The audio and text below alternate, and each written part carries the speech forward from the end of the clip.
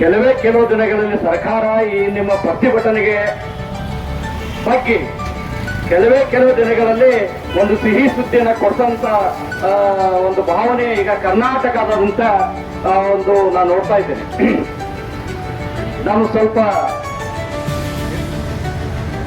ಅವಾಗಲೇ ನಿಮಗೆ ಇದು ಗಮನ ಕೊಡಬೇಕಾಗಿತ್ತು. ಕೆಲವೊಂದು ಕಾರಣಗಳಿಂದ ನಾವು ಅಲ್ಲೇ ನಮ್ಮ ಜಿಲ್ಲಾ ಮಟ್ಟದ ಕಾರ್ಯಕ್ರಮ ಇದ್ದು ಅಲ್ಲಿ ನಾವು ಹೋಗಿದ್ದೀವಿ. ಅದಕ್ಕೆ ಬರ್ಲಿಕ್ಕಾಗಿದ್ದ ಕ್ಷಮೆ ಕೇಳ್ತೀವಿ. ಈಗ ನಿಮ್ಮ ಈ ಬೆಂಬಲ ಏನಿದೆ ನಿಮ್ಮಲ್ಲ, ಇದು ನಮ್ದು. ಯಾಕಂದ್ರೆ ಸರ್ಕಾರಿ ಮಕ್ಕಳು, ಸರ್ಕಾರಿ ಶಾಲೆ ಓದ್ತಕ್ಕಂಥ ಮಕ್ಕಳು, ಬಡವರ ಮಕ್ಕಳು, ಸರ್ಕಾರಿ ಒಂದು ನೌಕರರ ಮಕ್ಕಳು, ನಿವೃತ್ತ ನೌಕರರ ಮಕ್ಕಳು, ಅವರಿಗೆಲ್ಲ 70, 80, 1 ಕೋಟಿ ತನ ಡೊನೇಷನ್ ಕೊಟ್ಟು ನಾವು ಮೆಡಿಕಲ್ ಸೀಟ್ ಪಡೆಯಕ್ಕಾಗಲ್ಲ. ಕೇವಲ ಉಳ್ಳವರು ಮಾತ್ರ ಖಾಸಗಿ ಸಂಸ್ಥೆಗಳನ್ನು ಹೋಗಿ ಬೇಡ್ಕೋತಾರೆ. ಯಾಕೆ ಅವ್ರಿಗೊಬ್ಬರ ಹಕ್ಕಿದೆ. ಅದು ಬಡವರಿಗೆ, ದೀನದಲಿತರಿಗೆ, ಈಗ ಈ ಪೈಲ್ವಾನ್ ಗಲ್ಲಿ ಅಂತ ನಮ್ಮ ಅನೇಕ ಇಲಾಖೆಗಳು ಬಹಳ ಹಿಂದೂ. ಯಾಕಂದ್ರೆ ನಾನು ಕರ್ನಾಟಕ, ನನ್ನ ಜಿಲ್ಲಾದಂತ ಪ್ರತಿ ಹಳ್ಳಿಗೆ ಮತ್ತು ಇದಕ್ಕೆ ನಾನು ಭೇಟಿ ಕೊಟ್ಟಾಗ ಎಷ್ಟು ಒಂದು ಸ್ಲಮ್ ಏರಿಯಾದಲ್ಲಿ ನಮ್ಮ ಜನ ಹೇಗಿದ್ದಾರೆ, ಅವರಿಗೆ ಒಂದು 4th, 5th, 6th, 10th ಸಲ ಅವ್ರಿಗೆ ಎಜುಕೇಶನ್ ಇಲ್ಲ. ಅಂಥವರ ಮಕ್ಕಳು ಕೂಡ ಡಾಕ್ಟರ್ ಆಗಬೇಕು, IAS ಆಗಬೇಕು, KS ಆಗಬೇಕು ಅಂತ ಒಂದು ಭಾವನೆ ನಾವೆಲ್ಲ ಒಳಗ ಮೂಡಿಸ್ಬೇಕಾಗಿದೆ. ಯಾಕೆ ಆದ್ರೆ ಅವರ ಹಕ್ಕು, ಇದು ಕೇವಲ ಒಳ್ಳೆಯ ಹಕ್ಕಲ್ಲ. ಆದ್ರೆ ಇಲ್ಲಿ ಏನ್ ಸಮಸ್ಯೆ ಅಂತಂದ್ರೆ ಸರ್ಕಾರ PPT ಮಾದರಿಯಿಂದ ಏನೋ ಒಂದು ಇದು ಮಾಡ್ತಾ ಇದೆ. ಅದನ್ನ ಈಗಾಗಲೇ ಪ್ರೊಸೆಸಿಂಗ್ ಹಂತಲಿದೆ. ಅದನ್ನ ಅದು ಹೋದ್ರೆ ಅಲ್ಲಿ ಮತ್ತೆ ಅವರು ಖಾಸಗಿಯವರು ನೇರವಾಗಿ ನುಸುಳಿ ತಮ್ಮ ಮನಸ್ಸಿಗೆ ಬಂದ ಹಾಗೆ ಅವರು ಈ ಮೆಡಿಕಲ್ ಫೀಸ್ಗಳನ್ನ ಅಥವಾ ಇದನ್ನ ಮತ್ತಷ್ಟು ತುಟ್ಟಿಯನ್ನಾಗಿ ಮಾಡ್ತಾರೆ. ಅಂಥವರಲ್ಲಿ ನಮ್ಮ ಮಕ್ಕಳು, ಬಡವರು 80% ಜನ ಇಲ್ಲಿ ಏನಿದ್ದಾರೆ, ಬಿಜಾಪುರ ಜಿಲ್ಲೆ ಹಾಗೂ ಎಲ್ಲೇ ಇರಲಿ, ಅವರು ಅಷ್ಟೊಂದು ಹಣ ಕೊಟ್ಟು ಮೆಡಿಕಲ್ ಸೀಟ್ ತಗೊಂಡು ಓದೋ ಸ್ಥಿತಿಯಲ್ಲಿ ಇಲ್ಲ. ಹೀಗಾಗಿ ಇಲ್ಲಿ ಸಮತಾವಾದ ಮತ್ತು ಬಂಡವಾಳವಾದ ಏನಿದೆ ಅದರ ಮಧ್ಯೆ ಒಂದು ಹೋರಾಟ ನಡೀತಾ ಇದೆ. ಅದಕ್ಕೆ ನಾವು ಎಲ್ಲರೂ ನಮ್ಮ ಜಿಲ್ಲೆಯ ಸರ್ವೋತ್ತಮಕ ಒಂದು ಏಳಿಗೆಗಾಗಿ, ಇಲ್ಲೇ ಜಿಲ್ಲೆಯ ಬಡವರಿಗಾಗಿ ಇದು ಏನು ತಾವು ಸರ್ಕಾರದಿಂದ ಈ ಏನು ಮೆಡಿಕಲ್ ಕಾಲೇಜನ್ನು ನೇರವಾಗಿ ಪ್ರಾರಂಭ ಮಾಡಬೇಕಂತ ಹೇಳಿ ನಾವು ಇಲ್ಲಿ ಸರ್ಕಾರಕ್ಕೆ ಕಳಕಳಿ ಮನವಿ ಮಾಡ್ತೀವಿ. ಹಾಗೂ ಸುಮಾರು 55,000 ಮೆಂಬರ್ಸ್ ಇದ್ದೀವಿ. ಕರ್ನಾಟಕದ 55,000 ಮೆಂಬರ್ಸ್ ಇದ್ದೀವಿ. ನಾವು ಈಗಾಗಲೇ ಸಾಕಷ್ಟು ನಾವು ನಮ್ಮದೇ ಆದಂತಹ ಒಂದು ಆಕ್ಟಿವಿಟೀಸ್ ಅನ್ನ ಭೇಟಿ ಮಾಡ್ತೀವಿ. ಮೊನ್ನೆ ನಾವು ನಮ್ಮ ಸಂಘದ ವತಿಯಿಂದ ಸಿದ್ದರಾಮಯ್ಯ ಸಾಹೇಬರಿಗೆ, ಮುಖ್ಯಮಂತ್ರಿಗಳು ಕೂಡ ಅಲ್ಲೇ ಹೋಗಿ ದೀಪಾವಳಿ ಶುಭಾಶಯಗಳನ್ನು ನಾವು ಕೊಟ್ಟು ಬಂದಿದ್ದೀವಿ. ಈಗ ನಮ್ಮಲ್ಲಿ ಖಾದರ್ ಸಾಹೇಬರು ಇರ್ಬೋದು, ಗಂಭೀರ್ ಅಹಮದ್ ಸಾಹೇಬರು ಇರ್ಬೋದು, ಅಥವಾ ನಮ್ಮ ಅಲ್ಪಸಂಖ್ಯಾತ ಎಲ್ಲ ಮೈಸೂರು ಕೈನು ತನ್ವೀರ್ ಸಿಂಗ್, ಇವರೆಲ್ಲರೂ ಕೂಡ ನಮ್ಮ ಕಾರ್ಯಕ್ರಮಕ್ಕೆ ರಾಜ್ಯ ಮಟ್ಟದ ಕಾರ್ಯಕಾರಿ ಸಮಿತಿಗೆ ಅವರನ್ನು ನಾವು ಕರೆಸಿದ್ದೀವಿ. ಸೊ ಅವರಿಗೂ ಕೂಡ ನಾವು ಇದನ್ನ ನಮ್ಮ ಸಂಘದ ವತಿಯಿಂದ ಸರ್ಕಾರ ಮಟ್ಟದಲ್ಲೂ ಕೂಡ ನಾವು ವಿಶೇಷವಾಗಿ ಇದನ್ನ ಗಮನ ಹರಿಸಿ ಮನವಿ ಪತ್ರ ಕೊಟ್ಟು ತಮ್ಮೆಲ್ಲರ ಹಿಂದೆ ನಾವಿದ್ದೀವಿ. ನಮಗೆ ಬೇಕೇ ಬೇಕು ಸರ್ಕಾರಿ ಕಾಲೇಜ್ ಸ್ಥಾಪಿಸಲೇಬೇಕು ಇಷ್ಟು ಹೇಳಿ ನನ್ನೆರಡು ಮಾತುಗಳು ಮುಗಿಸ್ತೀನಿ. ಜೈ ಹಿಂದ್, ಜೈ ಕರ್ನಾಟಕ. ದತ್ನಿ ಅಂತೇಳಿ ರಿಟೈರ್ಡ್ AWSP. ಈಗ ಸದ್ಯ district KSGM retired association president ಆಗಿ ಕೆಲಸ ಮಾಡ್ತಾ ಇದ್ದೇನೆ.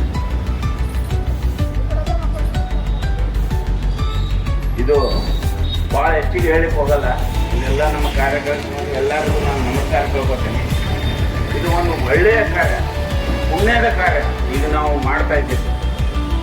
ಸಂಪೂರ್ಣ ಸರ್ಕಾರಿ ವೈದ್ಯಕೀಯ ಕಾಲೇಜು ಆರಂಭಿಸಿ ಇದಕ್ಕೆ ನಮ್ಗೆ ಫುಲ್ ಸಪೋರ್ಟ್ ಕೊಡ್ತೀವಿ ನಾವು. ತನು ಮನ ಧನದಿಂದ ನಾವು ಸಪೋರ್ಟ್ ಕೊಡ್ತೀವಿ. ಇದಕ್ಕೆ ಎಂದೂ ಹಿಂಸರಿಯುವುದಿಲ್ಲ. ಒಂದೇ ಮಾತು, ಎರಡನೇ ಮಾತು ಯಾವುದಕ್ಕೂ ಅಂಜೋದಿಲ್ಲ. ಯಾಕಂದ್ರೆ ನಾವು ರಿಟೈರ್ಡ್ ಬಂದಿದ್ದೀವಿ. ನಾವು ಸಿದ್ದರಾಮಯ್ಯ ಸಾಹೇಬ್ರಿಗೂ ಇದು ಮಾಡಲ್ಲ, ರೆಸ್ಪೆಕ್ಟ್ ಕೊಡ್ತೀವಿ, ಎಲ್ಲರಿಗೂ ರೆಸ್ಪೆಕ್ಟ್ ಕೊಡ್ತೀವಿ. ಆದ್ರೆ ನಮ್ಮ ಕೆಲಸ ಇದು ಪುಣ್ಯದ ಕೆಲಸ ಅದ, ಬಡ ಬಗ್ಗರಿಗೆ ಒಳ್ಳೇದ ಆಗುವಂಥ ಕೆಲಸ ಅದ. ಅದ್ರ ಸಲುವಾಗಿ ಇದಕ್ಕೆ ನಮ್ಮ ಫುಲ್ ಬೆಂಬಲ ಕೊಡ್ತೀವಿ. ಒಂದು ಎಕ್ಸಾಂಪಲ್ ಹೇಳ್ತೀನಿ, ಇದು ಯಾಕೆ ಬೇಕು ಅಂತೇಳಿ. ನಾನು 15 ವರ್ಷ ಹಿಂದೆ ಒಂದಿಬ್ಬರು ಹುಡುಗರಿಗೆ ಲೇಡೀಸ್ ಅವ್ರಿಗೆ ಮೆಡಿಕಲ್ ಕಾಲೇಜ್ ಸೀಟ್ ಸಲುವಾಗಿ ಟ್ರೈ ಮಾಡಿದೆ. ಇಷ್ಟು ಟ್ರೈ ಮಾಡಿದೆ, ಮ್ಯಾಕ್ಸಿಮಮ್ ಟ್ರೈ ಮಾಡಿದೆ, ಒಟ್ಟೆ ಯಾರು ಅಷ್ಟು ಕೊಟ್ಟಿಲ್ಲ. ಬಿಜಾಪುರದಲ್ಲಿ ಅಲ್-ನಮೀನ್ ಕಾಲೇಜ್ ಕೊಟ್ಟಿದ್ದು ಯಾಕೆ ಕೊಟ್ಟಿದ್ದಾರೆ? ಪ್ರತಿ ವರ್ಷ ಬಡ ಬಗ್ಗರ ಮಕ್ಕಳಿಗೆ 7 ಮಂದಿ ಮಕ್ಕಳಿಗೆ ಉಚಿತವಾಗಿ ಸೆಲೆಕ್ಷನ್ ಮಾಡ್ಕೋಬೇಕು. ಇದು ಎಲ್ಲಿ ಆಗ್ತಾ ಇದೆ? ಇವರೆಲ್ಲ ಪ್ರೈವೇಟ್ನವರು ಮೂಗಿಡಿದ್ರೆ ಬಾಯಿ ಸಿಗ್ತಾರೆ, ಮೂಗಿಡಿತನ ಬಾಯಿ ತೆಗೆದಿಲ್ಲ. ಅದ್ರ ಸಲುವಾಗಿ ನಾವು ಒಂದಿಬ್ಬರಿಗೆ ಕರ್ಕೊಂಡು ಹೋಗಿದ್ದೆ. ಅದರೊಳಗೆ ಹೆಸರುಗಳು ಬೇಡ, ಅವ್ರ ಹತ್ರ ಬೆಂಗಳೂರು ಹೋಗಿ ನಾನು ಅದು ಒಂದು ಫಸ್ಟ್ ಟೈಮ್ ಹೋದೆ. ಆದ್ರೆ ಅವ್ರು ಯಾರಿಗೂ ಹಚ್ಕೊಳ್ಳಿಲ್ಲ. ಆವಾಗ ನಾವು ಅವ್ರ ಮೂಗಿಡಿದಾಗ ತೆಗೆದು ಅವ್ರಿಗೆ ಫ್ರೀ ಸೀಟ್ ಕೊಟ್ಟರು. ಆ ಹುಡುಗಿ ಇವತ್ತು ಬಿಜಾಪುರಲ್ಲಿ MD ಅದ. ಈಗ ನಾವು ಹೋದ್ರೆ ಎದ್ರಿಂದ ಹಾಕಿ ಆ ಕೆಲಸ ಮಾಡೋದು. ಇದು ಒಳ್ಳೆ ಕೆಲಸ, ಪುಣ್ಯದ ಕೆಲಸ, ದೇವರ ಕೆಲಸ, ಇದೇ ಸತ್ಯವಾದ ಕೆಲಸ. ಎಲ್ಲರೂ ಕೂಡಿ ನಾವು ಮಾಡ್ತೀವಿ. ನಮ್ಮ ಅಸೋಸಿಯೇಷನ್ದಿಂದ ಫುಲ್ ಬೆಂಬಲ ಇದೆ, ತನುಮನದಿಂದ ಬೆಂಬಲ ಕೊಡ್ತೀವಿ. ಅದಕ್ಕಾಗಿ ಎಲ್ಲರಿಗೂ ನಮಸ್ಕಾರ. ಹಾಗೂ ಪ್ರೆಸ್ ರಿಪೋರ್ಟರ್ ಇವರಿಗೆ ಇಂದು ನಾವು ನಮ್ಮ ಸಂಘ ವತಿಯಿಂದ ಈ ಒಂದು ಸತ್ಯಾಗ್ರಹಕ್ಕೆ ಪೂರ್ಣವಾಗಿ ಬೆಂಬಲವನ್ನು ಕೊಡುತ್ತೇವೆ ಅಂತ ಈಗಾಗಲೇ ನಮ್ಮ ಅಧ್ಯಕ್ಷರು ಹಾಗೂ ಜಮಾದಾರ್ ಸಾಹೇಬರು ಕೂಡ ತಮಗೆ ತಿಳಿಸಿದ್ದು ಇರುತ್ತದೆ. ಈ ಒಂದು ಹೋರಾಟ ಮಾಡಲು ಕಾರಣ ಏನೆಂದರೆ, ಈಗಾಗಲೇ ಸರ್ಕಾರದ ನಿಯಮದ ಪ್ರಕಾರ ಜಿಲ್ಲೆಗೆ ಯಾವತ್ತೂ ಒಂದು ಸರ್ಕಾರಿ ವೈದ್ಯಕೀಯ ಕಾಲೇಜ್ ಪ್ರಾರಂಭಿಸಬೇಕಂತ ಕಾಯ್ದೆ ಇದ್ದರೂ ಕೂಡ ನಮ್ಮ ಜಿಲ್ಲೆಗೆ ಸರ್ಕಾರದವರು ಸರ್ಕಾರಿ ವೈದ್ಯಕೀಯ ಕಾಲೇಜ್ ಪ್ರಾರಂಭಿಸಲು ಹಿಂದೇಟು ಹಾಕಿದ್ದಾರೆ. ಇದಕ್ಕೆ ನಾವು ಪೂರ್ಣವಾಗಿ ಅದು ಕಾಲೇಜ್ ಮಂಜೂರಾಗುವವರೆಗೆ ನಮ್ಮ ಹೋರಾಟ ಇರುತ್ತದೆ. ಹಾಗೂ ನಮ್ಮ ಸಂಘ ವತಿಯಿಂದ ನಾವು ಪೂರ್ಣ ಬೆಂಬಲವನ್ನು ಕೊಡುತ್ತೇವೆ. ಹಾಗೂ ಈ ಒಂದು ಮುಷ್ಕರವನ್ನು ನಾವು ಯಾವಾಗಲೂ ಸರ್ಕಾರ ಆದೇಶ ಆದ ನಂತರ ಹಿಂತೆಗೆದುಕೊಳ್ಳುತ್ತೇವೆ. ಅಲ್ಲಿವರೆಗೆ ನಮ್ಮ ಮುಷ್ಕರ ಹೋರಾಟ ಇರುತ್ತದೆ ಅಂತ ಹೇಳಿ ನನ್ನ 2 ಮಾತುಗಳನ್ನು ಮುಗಿಸಿಕೊಂಡಿದ್ದು ಒಂದೇ ಒಂದು ಉದ್ದೇಶ, ಸಾಮಾನ್ಯ ಜನರ ಬೇಡಿಕೆನೂ ಅದ, ನಮ್ಮೆಲ್ಲರನ್ನೂ ಬೇಡಿಕೆನೇ ಅದ. ಇದು ಆಸ್ಪತ್ರೆ ಅಥವಾ ವೈದ್ಯಕೀಯ ಮಹಾವಿದ್ಯಾಲಯ ಏನು ಆಗ್ತಾ ಇದೆ, ಇದು ಸಂಪೂರ್ಣ ಸರ್ಕಾರದಿಂದ ಆಗಬೇಕನ್ನೋದು ಒಂದೇ ಒಂದು ನಮ್ಮ ಬೇಡಿಕೆ. ಮತ್ತು ಇನ್ನೊಂದು, ಸರ್ಕಾರ ಇದು ಮೀನಮೇಷ ಯಾಕೆ ಮಾಡ್ತಾ ಇದೆ, ನಮ್ಮ ಜೊತೆ ಯಾಕೆ ಚಕ್ಕಂದಾಡ್ತಾ ಇದೆ, ಇದೇ ಅರ್ಥ ಆಗ್ತಾ ಇಲ್ಲ. ವಿಶಾಲವಾದಂತಹ ಮೈದಾನವುಳ್ಳ ನಮ್ಮ ಆಸ್ಪತ್ರೆ, ವಿಶಾಲವಾದಂತಹ ಸುಸಜ್ಜಿತವಾದಂತಹ ಕಟ್ಟಡಗಳು ಮತ್ತು ಸಾಕಷ್ಟು ಸರ್ಕಾರವೇ ಇರುವುದರಿಂದ, ಸರ್ಕಾರ ತಮ್ಮದೇ ಇರುವುದರಿಂದ ಇದು ಮೀನಮೇಷ, ಇದು ಎರಡನೇ ಮಲ್ತಾಯಿ ಧೋರಣೆ ನಮ್ಮ ಜಿಲ್ಲೆಗೆ ಯಾಕೆ ಅನ್ನೋದು ನಮ್ಗೆ ಅರ್ಥ ಆಗ್ತಾ ಇಲ್ಲ. ಇದರ ಹಿಂದೆ ಕೈವಾಡಿದೆ, ಇದನ್ನು ನಾವು ತೆಗಿಬೇಕು. ಅಲ್ಲಿ ಡೀಪ್ ಆಗಿ ನಾವು ವಿಚಾರ ಮಾಡ್ತಕ್ಕಂಥ ವಿಷಯ ಇದು. ಯಾರೋ ಒಬ್ಬರ ಕೈವಾಡದಿಂದ, ಯಾರೋ ಒಬ್ಬ ಕುತಂತ್ರದಿಂದ ಇದಕ್ಕೆ ಮೀನಾಮೇಷ ಮಾಡ್ತಾ ಇದ್ದಾರೆ. ಅದಕ್ಕೆ ನಾವು ಯಾವ ಕಾಲಕ್ಕೂ ಅದು ಅವರ ಕನಸು ನನಸಾಗಲಿಕ್ಕೆ ನಾವು ಕೊಡುವುದಿಲ್ಲ. ನಮ್ಮ ಸಂಸ್ಥೆ, ಸಂಘ ಅಥವಾ ಬೇರೆ ಯಾರೇ ಏನೇ ಇದ್ರೂ ನಮ್ಮ ಸಂಪೂರ್ಣ ಬೆಂಬಲ ಇದೆ ನಿಮ್ಮ ಹೋರಾಟದ ಜೊತೆ ಇದೆ ಅಂತ ಹೇಳಿ, ಮತ್ತು ಇದು ನಿಮ್ಮ ಹೋರಾಟ ಅಲ್ಲ, ನಿಮ್ಮ ಎಲ್ಲರ ಬಡವರ ಸಾಮಾನ್ಯ ಜನರ ಹೋರಾಟ ಅಂತ ತಿಳ್ಕೊಂಡು ನನಗೆ ಇಲ್ಲಿ ಒಂದು ಮಾತನಾಡಲಿಕ್ಕೆ ಅವಕಾಶ ಪಟ್ಟಿರ್ತಕ್ಕಂತಹ ನಾನು ಎಲ್ಲ ಮಿತ್ರರಿಗೆ ವಂದಿಸುತ್ತಾ ನಾನು ಮಾತು ಮುಗಿಸ್ತೇನೆ. ಜೈ ಜಿಲ್ಲಾಧ್ಯಕ್ಷ, ಏನು ನಡೆದಿದೆ ಹೋರಾಟದಲ್ಲಿ ನಮ್ಮ ಸಂಘ KSG ಮೇವಾ Karnataka state Muslim government welfare association ಸಂಪೂರ್ಣವಾಗಿ ನಿಮಗೆ ಬೆಂಬಲವನ್ನು ಕೊಡಲಿಕ್ಕೆ ಬಂದಿದ್ದೀವಿ. ಈ ನೀವು ಏನು ಹೋರಾಟ ಮಾಡ್ಲಿಕ್ಕಿಲ್ಲ, ನೀವು ಹೇಳ್ತಿರೋದೊಂದು ವಾದ್ಯ ನೀವು ನಿಮ್ಮ ಮಕ್ಕಳ ಸಂಬಂಧ ಇದು ಮಾಡ್ಲಿಕ್ಕಿಲ್ಲ ಹೋರಾಟ. ಇದು ಪ್ರತಿಯೊಂದು ಬಡವ್ರ ಮಕ್ಕಳಿಗೆ ಮತ್ತೆ ಏನ್ ನಮ್ದು ಪರಿಸ್ಥಿತಿ ಹಿಂಗೈತಿ MBBS ಅಂದ್ರೆ ನಾವು ಸರ್ಕಾರಿ ನೌಕರ ನಮ್ಮ ಮಕ್ಕಳಿಗೆ MBBS ಹೇಳಕ್ಕೆ ಆಗತ್ತಿಲ್ಲ ಇವತ್ತು ಈ ಕಾಲದಲ್ಲಿ. ಇದಕ್ಕೆ ಗೌರ್ಮೆಂಟ್ ಪ್ರೈವೇಟ್ನಲ್ಲಿ ಅಂದ್ರೆ ಸಾಧ್ಯ ಇಲ್ಲ. ಬಡವರು ಬಿಡ್ರಿ, ನಾವು ಸರ್ಕಾರಿ ನೌಕರ ಮಕ್ಕಳನ್ನು ನಾವು ಕಲಿಲಾಕ ನಮಗೆ ಈಗ ಆ ಶಕ್ತಿ ಇಲ್ಲ. ಅದಕ್ಕೆ ನಮ್ಮ ಸರ್ಕಾರಕ್ಕೆ ಒಂದು ವಿನಂತಿ ಇದೆ, ನಮ್ಮ ಜಿಲ್ಲೆಗೆ ಒಂದು ಗೌರ್ಮೆಂಟ್ ಮೆಡಿಕಲ್ ಕಾಲೇಜ್ ಒಂದು ಸ್ಯಾಂಕ್ಷನ್ ಮಾಡಿ ನಮ್ಮ ಸ್ವಲ್ಪ ಪ್ರಿಪೇರ್ ಆಗಲಿ ಅಂತ ಹೇಳ್ತೀನಿ. ಈ ಸಂಪೂರ್ಣ ನಿಮ್ಮ ಹೋರಾಟಕ್ಕೆ ನಮ್ಮ ಸಂಪೂರ್ಣ ನಮ್ಮ ಸಂಘಕ್ಕೆ 31 ಜಿಲ್ಲೆಯಿಂದ ನಮಗೆ ಸ್ಪೆಷಲ್ ಬಂದಿದೆ, ಹೋರಾಟಕ್ಕೆ ಸಪೋರ್ಟ್ ಮಾಡಿರಿ ಅಂತ. ಅದಕ್ಕೆ ಸಂಬಂಧ ನಾವು ನಮ್ಮ ರಾಜ್ಯಾಧ್ಯಕ್ಷರು ಅವರು ನನ್ನ ಫೋನ್ ಮಾಡಿ ಹೇಳಿದ್ರು, ಈ ಒಂದು ಹೋರಾಟಕ್ಕೆ ನೀವು ಸಪೋರ್ಟ್ ಮಾಡಿರಿ, ಬೆಂಬಲ ಕೊಡ್ರಿ ಅವ್ರಿಗೆ. ನಾವು ಇಲ್ಲಿ ಹೋರಾಟ ನಾವು ಮ್ಯಾಗ್ ನಮ್ದು ಏನು ಆಗ್ತೈತಿ ನಮ್ಮ ಕೈಲಿಂದ ಅಲ್ಲಿ ನಾವು ಹೋಗಿ ನಾವು ಪ್ರಯತ್ನ ಮಾಡ್ತೀವಿ. ಮತ್ತವ್ರಿಗೂ ಏನು ಹೋರಾಟ ಮಾಡ್ಲಕ್ಕಂತಾರ ಅವ್ರಿಗೂ ಹೇಳ್ರಿ, ನಾವು ನಿಮ್ಮ ಜೊತೆ ಅದೀವಿ, ನಾವು 100% ನಿಮಗೆ ಸಪೋರ್ಟ್ ಮಾಡ್ತೀವಿ. ಈ ವೇದಿಕೆ ನಿಮಗೆ 2 ಮಾರ್ಕ್ಸ್ ಮತ್ತು ಅವಕಾಶ ಕೊಟ್ಟ ಎಲ್ಲರಿಗೂ ಧನ್ಯವಾದಗಳು ಹೇಳ್ತೀನಿ. ವೈದ್ಯಕೀಯ ಕಾಲೇಜು ನಮಗೆ ಬೇಕೇ ಬೇಕು. ಸುಮಾರು ನಮ್ಮ KNGBMದ ರಾಜ್ಯದಲ್ಲಿ 22,000 ಜನ ನೌಕರರು ಈ ಒಂದು ಸದಸ್ಯರಿದ್ದಾರೆ. ಆ ಎಲ್ಲರೂ ಇದಕ್ಕೆ ಬೆಂಬಲ ನೀಡಿ ಎತ್ತುಕೊಂಡು ಎಲ್ಲರೂ ಹೇಳಿ ಕಳಿಸಿದ್ದಕ್ಕಾಗಿ ನಾವೆಲ್ಲ KNGBMದ ಸಂಘಟನೆಯವರು ಇಲ್ಲಿ ನಾವು ಹಾಜರಿದ್ದೇವೆ. ಇನ್ನು ಮುಂದೆ ನಮ್ಮ ಮೊಹಮ್ಮದ್ ಇಕ್ಬಾಲ್ ಔಟಿ ಅವರು ಮಾಡ್ತಾ ಇರೋದು. ಅವರಿಗೆ ನಮ್ಮ ಮೇವಾತ್ ಸದಸ್ಯರು ಮತ್ತು ಅಧ್ಯಕ್ಷರು ಎಲ್ಲ ಗಣ್ಯರೇ ಹಿರಿಯರೇ ಎಲ್ಲರೂ ನನ್ನ ಕಡೆಯಿಂದ ವಂದನೆಗಳು, ತುಂಬ ಅವ್ರಿಗೆ ಶುಭಾಶಯಗಳು. ಈಗ ವಿಷಯ ಏನಂದ್ರೆ ವೈದ್ಯಕೀಯ ಕಾಲೇಜು ಸ್ಥಾಪನೆ ಇದು ನಮ್ಮ ಬಿಜಾಪುರ ಜಿಲ್ಲೆ ತುಂಬಾ ಹಳೆಯ ಕಾಲ ಮತ್ತು ಸಾಂಸ್ಕೃತಿಕವಾಗಿ, ರಾಜಕೀಯವಾಗಿ, ಆರ್ಥಿಕ ಎಲ್ಲ ಹಿಂದುಳಿದ ಎಲ್ಲ ಒಂದು ಸ್ಥಾನ ಪಡೆದಂತ ನಮ್ಮ ಇದು ಬಿಜಾಪುರ ಜಿಲ್ಲೆ.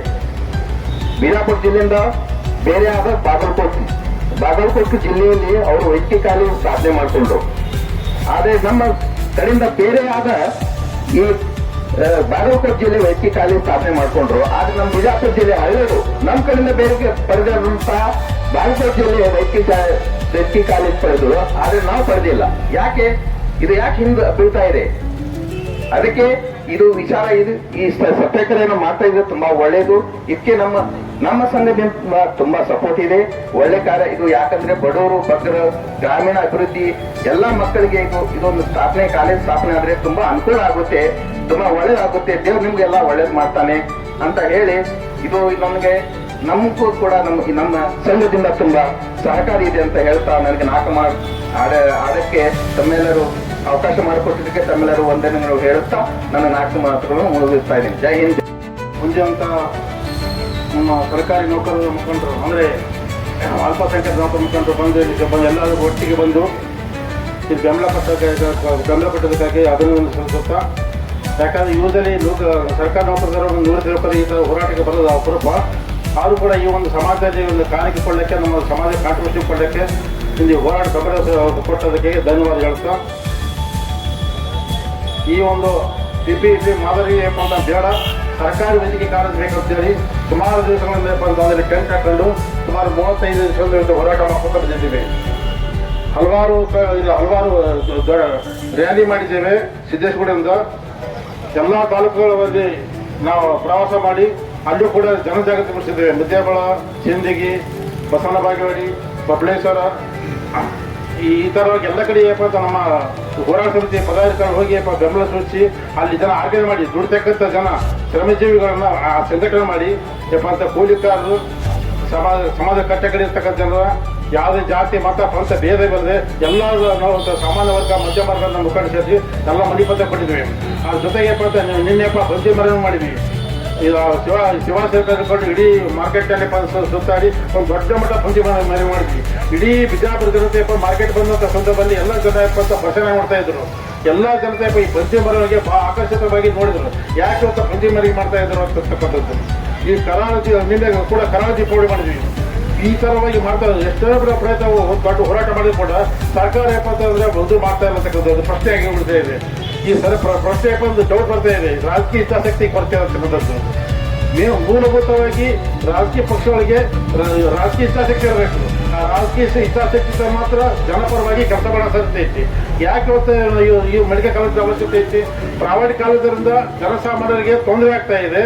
ದುಡಿತಕ್ಕಂಥ ಜನ, ಕಾರ್ಮಿಕರಿಗೆ, ವಿದ್ಯಾರ್ಥಿಗಳಿಗೆ, ದುಡಿಯುವ ವರ್ಗಕ್ಕೆ ಈ ಖಾಸಗಿ ದುಡ್ಡು ಕೊಟ್ಟು ಆರೋಗ್ಯ ಚೇತರಿಸೋಕ್ಕಾಗಲ್ಲ. ಕಡಿಮೆ ಇದರಲ್ಲಿ ತೋರ್ಸೋಕೆ ಸಾಧ್ಯತೆ ಇದೆ ಅಂತ ಗೌರ್ಮೆಂಟ್ ಹಾಸ್ಪಿಟಲ್ ಕರ್ತಾ ಇದ್ರೆ ರಾಜಕೀಯ ಹಿತಾಸಕ್ತಿ ಬಹಳ ಮೂಲಭೂತ ಬರ್ತದೆ ಅಂತ ಹೇಳಕ್ ಇಷ್ಟಪಡ್ತಾ ಇದ್ದೇನೆ. ಚುನಾವಣೆ ರಾಜಕೀಯ ಪಕ್ಷಗಳು ಇರೋದು ಯಾತಕ್ಕೆ? ರಾಜಕೀಯ ಪಕ್ಷಗಳಲ್ಲಿ ಯಾಕೆ ಇವತ್ತು ಅಧಿಕಾರಕ್ಕೆ ಹೋಗ್ತಾರೆ? ಇವತ್ತು ಕೋಟಿಗೆ ದುಡ್ಡು ಖರ್ಚು ಮಾಡಿ ಯಾಕೆ ಹೋಗ್ತಾರೆ? ಇವರು ಕ್ಯಾಪಿಟಲಿಸ್ಟ್ ಆಗಿ ಹಣ ಸಂಗ್ರಹ ಮಾಡಕ್ಕೆ. ಯಾಕಂದ್ರೆ ಈ ಪ್ರಜಾಪ್ರಭುತ್ವ ವ್ಯವಸ್ಥೆ ಅಂತಾರೆ ಜನಪರ ಪರವಾಗಿ ಕೆಲಸ ಮಾಡಬೇಕು. ಜನತೆಯಿಂದ ಮತವನ್ನು ಯಾಕೆ ಓಟ್ ಹಾಕಿ ಜನ ಕಳಿಸಿರ್ತೀವಿ. ಓಟ್ ಹಾಕಿ ಇವ್ರಿಗೆ ಯೋಚನೆ ಥಿಂಕಿಂಗ್ ಏನಿರಬೇಕು?